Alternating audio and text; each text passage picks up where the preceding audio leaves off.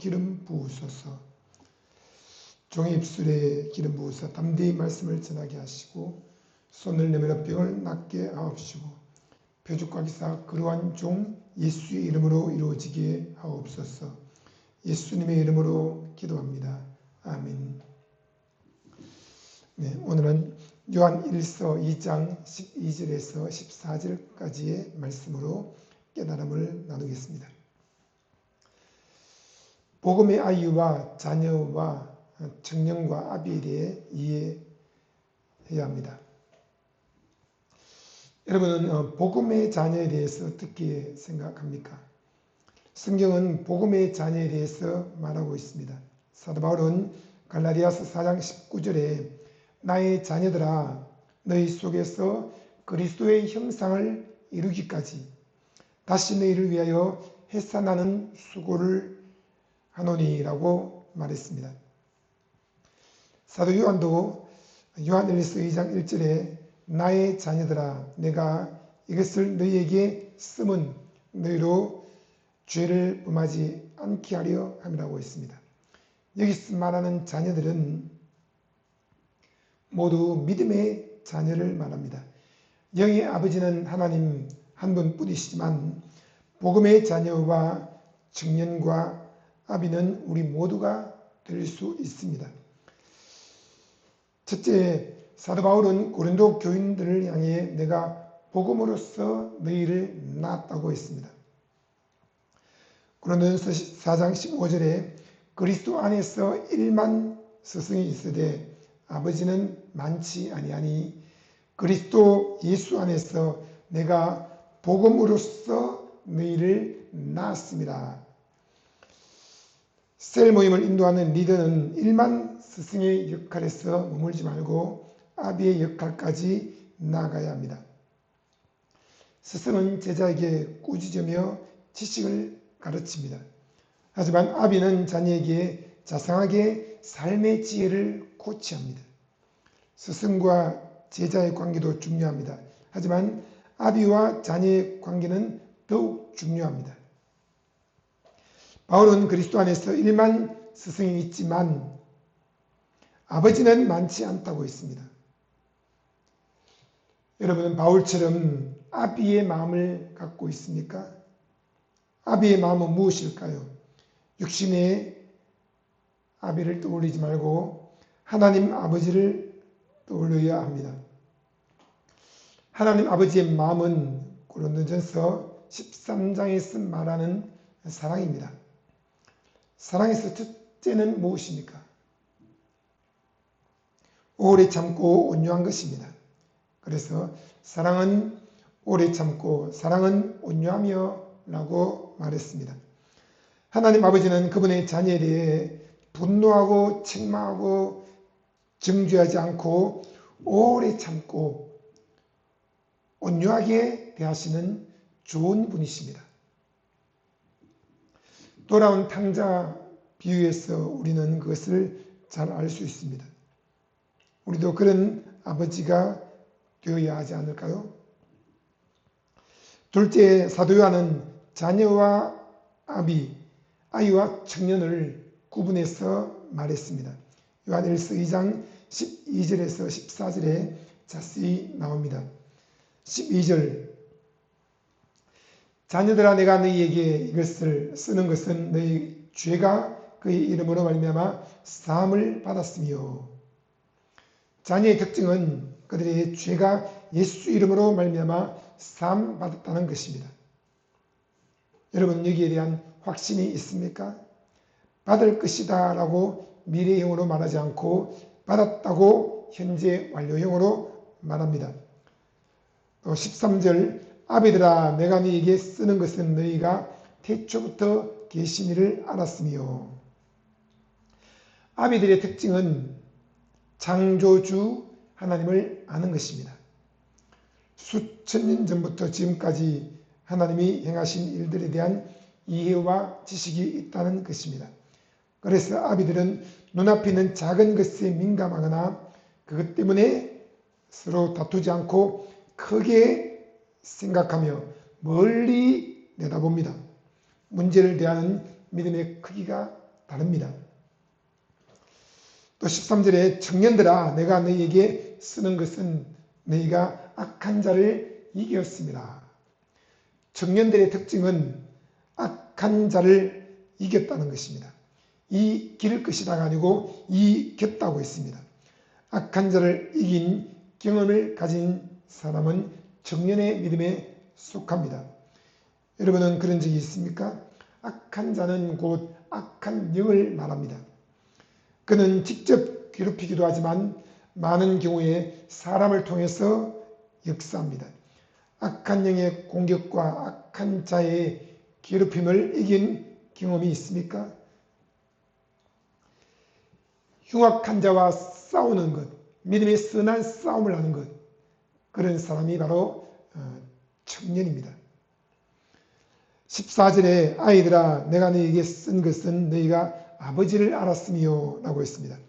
아이들의 특징은 그들이 아버지를 알았다는 것입니다. 알게 될 것이다가 아닙니다. 알았다고 했습니다. 물론 우리는 한 번에 아버지를 다 알 수는 없습니다. 하지만 아버지가 누군지 분명히 알아야 합니다. 이것은 기도 응답을 통해 경험할 수 있습니다. 아버지의 이 문제를 해결해 주세요 라고 기도했을 때 응답을 받게 되면 아버지를 경험하여 알게 된 것입니다. 또한 그분의 음성을 듣는 것도 포함됩니다. 내 사랑하는 아들아 딸아 라는 음성을 들으면 그분을 알게 된 것입니다. 여러분 어떻습니까? 또 14절에 아비들아 내가 너희에게 쓴 것은 너희가 태초부터 계신 이를 알았으며 청년들아 내가 너희에게 쓴 것은 너희가 강하고 하나님의 말씀이 너희 안에 거하시며 너희가 흉악한 자를 이겼습니다. 고 했습니다. 이 구절은 위에 말한 내용을 다시 반복해서 핵심을 정리한 것입니다. 아비들은 태초부터 계신 이를 알았고 청년들은 강하여졌고 하나님의 말씀이 그들 안에 거하고 있으며 그들이 흉악한 자를 이겼다는 것입니다.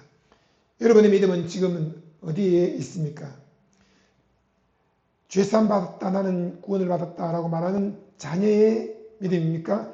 아니면 조금 더 성장해서 아빠 주세요 나도요 라고 말하는 아이의 믿음입니까? 아니면 흉악한 자와 싸우고 있는 청년의 믿음입니까? 아니면 태초부터 계신 이를 아는 주께는 하루가 천년 같고 천년이 하루 같다는 이 사실을 아는 아비의 믿음입니까? 우리는 소그룹 성경 공부 모임을 하고 있습니다. 셀입니다. 열린 모임은 쉽게 상처받고 낙심하고 좌절하는 자녀와 아이들의 모임입니다. 그들에 대해 너그럽게 여기고 불쌍히 여기고 용서해야 됩니다. 그들을 섬겨야 합니다. 그에 비해서 이제 리더 모임이 있습니다. 이것은 닫힌 모임인데 12제자를 선택하여 양육하고 그들을 코치하고 그들과 함께 평생의 동반자가 되어서 서로 기도하며 격려하는 모임입니다.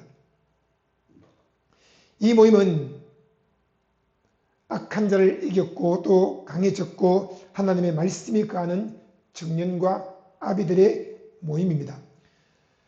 청년들은 더 잘 싸울 수 있도록 코치해야 합니다. 아비들은 더 넓은 마음을 갖고 사람들을 이해하고 불쌍히 여기고 너그럽게 대하고 그들을 용서하는 마음을 가지도록 코치해야 합니다. 이처럼 열린 모임과 닫힌 모임은 다르고 자녀와 아이의 모임과 청년과 아비의 모임은 다릅니다. 이들을 각각 구분해서 지혜롭게 가르치고 코치해야 합니다.